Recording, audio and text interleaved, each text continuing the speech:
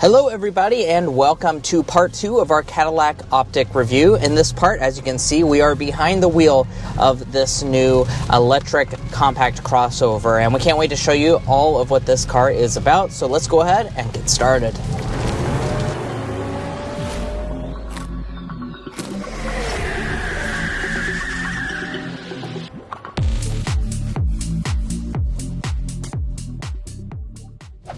Now in this test drive, we'll be covering quite a few different things, as you can see on the screen right now. We'll also be getting things like our sound level reading, but first we need to go ahead and start with a hard acceleration.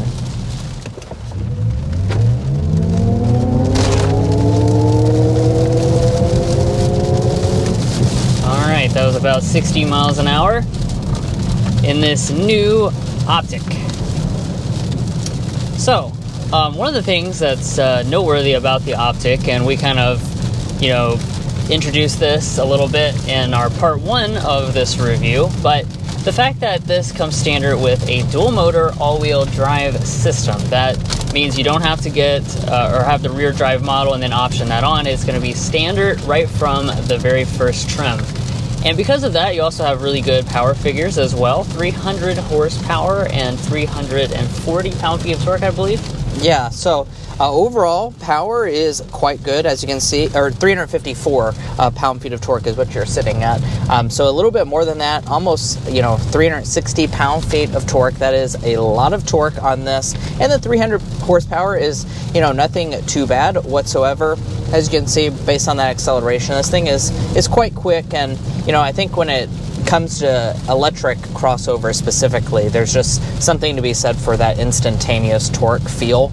So even if it has a little bit less horsepower than maybe some of the gasoline options that you may be looking at, it's still going to feel very quick off the line.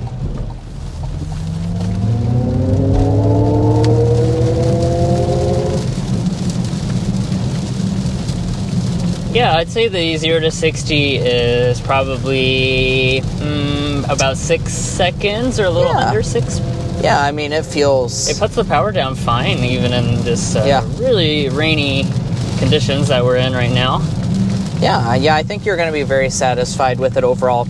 I honestly, a lot of electric crossovers come in 500-600 horsepower. This is really, I think, the sweet spot for feeling quick without being so blisteringly fast that you can't drive it every day.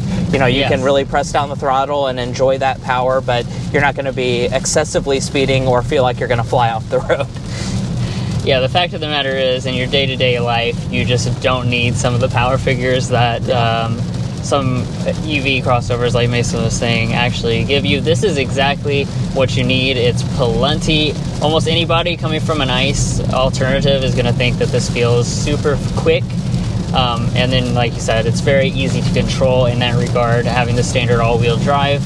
As far as the battery pack, this is an 85 kilowatt hour lithium ion pack, so pretty good sized, and we'll get into the range numbers in just a little bit. But the overall platform of this, of course, is the Ultium platform. It's about the same size as something like the Equinox EV. All right, so we have been in the sport mode. I'm going to go ahead and switch us into the touring mode, which is probably the OPTIQ's more natural habitat. We can see how quick it is.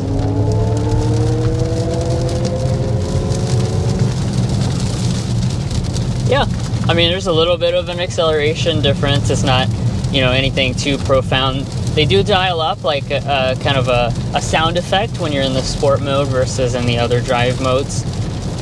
Yeah. And let's just go ahead and talk about ride quality as well. We're just cruising down the highway here, and here on this drive program, we're just outside of San Francisco, California. We had the opportunity to drive through San Francisco and a little bit into the more countryside, and we've had a lot of different road surfaces that we've been hitting. A lot of big bumps in the San Francisco area, and then of course a lot of bumps out here as well, and I've been very impressed with the ride quality. This particular model has the 21-inch alloy wheels, so we have the largest wheel size you can get on the OPTIQ, and it does a phenomenal job of soaking up the bumps. The ride quality is really, really impressive, guys. I think that's one of the strongest areas for this vehicle. It rides like a Cadillac should.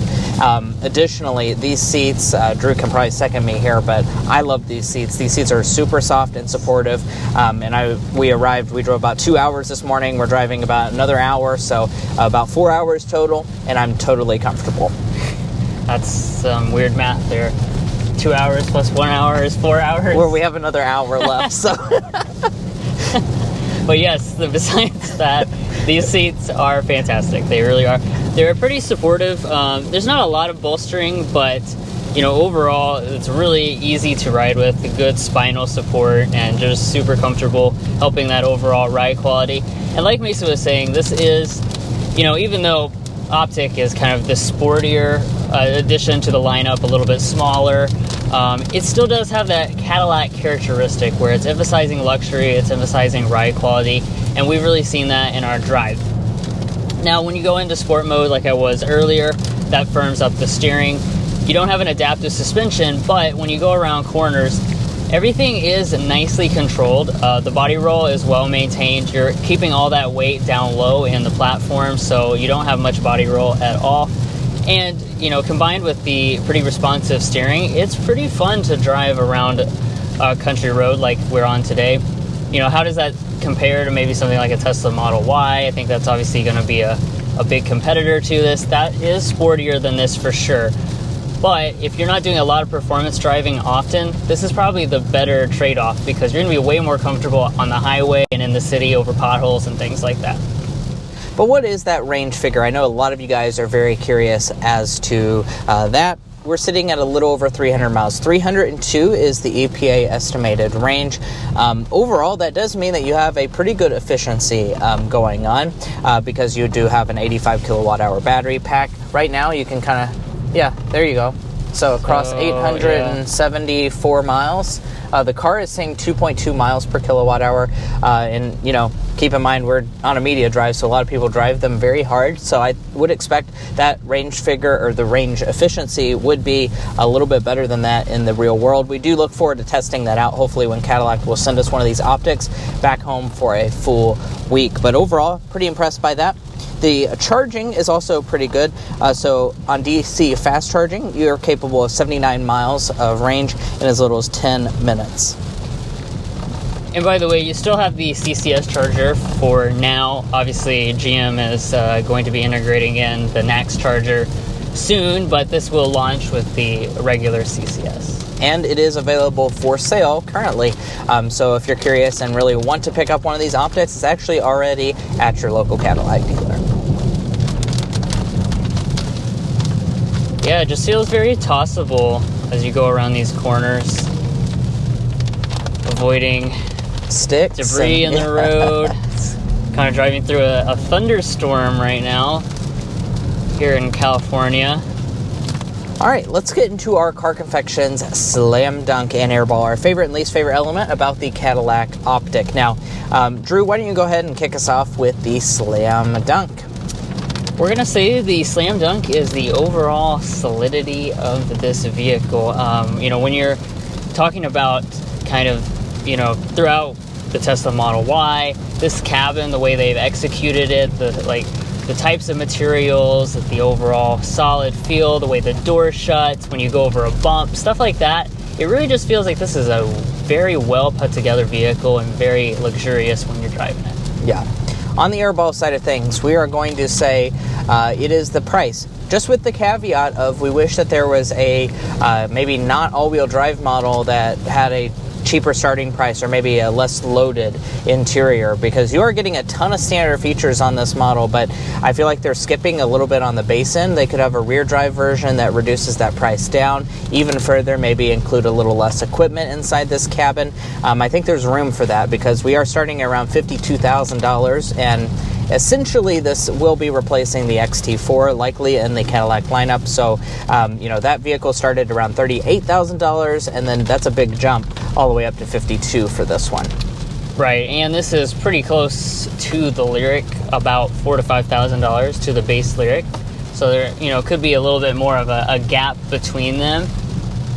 But as far as the actual, value, we're not criticizing that. That's for sure. All right, guys, so we made it to the interstate. So we do want to go ahead and give you a sound level reading, although Unfortunately, California is being pelted by a severe thunderstorm. So, of course, that's going to negatively impact our sound level reading. This won't be the most accurate thing, but we did want to give you a good reference point for this new Optic. And then, of course, we will be testing this, hopefully, when we get one back home in Kentucky, and we can get you that official sound level reading. All right, I'm going to toggle it to fan speed 1, and we are going 55 miles per hour.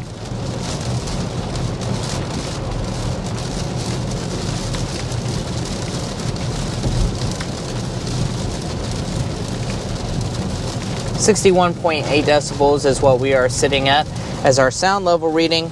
Of course, there's an asterisk on that one. We are here in California. Big one. Big asterisk on this. So many problems.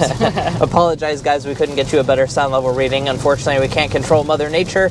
This is what she's decided to do this afternoon in San Francisco. Like I said, be sure to stay tuned to the channel. We will be hopefully getting an official reading here shortly. Until then, you can find all of our readings at carconfections.com/sound level readings. I would expect this to be a very good sound level reading actually overall. The Cadillac Lyric was a very quiet option when we tested that out earlier, and just kind of cruising around today, I feel like this is a very quiet vehicle as well. This has acoustic glass all around.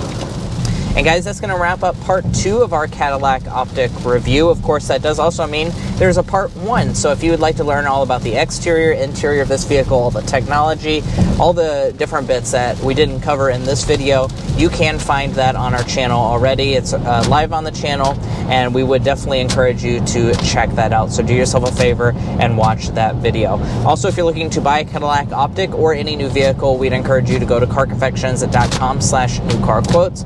The reason you do that is because we have a tool on our website that will connect you with local car dealers in your area to get you the best price. It's also going to give you access to invoice pricing information, which is a great tool for dealership negotiation. You can find that in our video description, and there's also a pinned comment. And guys, that's where we're going to leave off. Thanks so much for tuning in. If you're already a fan and subscriber, thank you so much for your continued support. And if you're not already, we'd love to welcome you in. We'll catch you next time as we sample more of the latest automotive delicacies.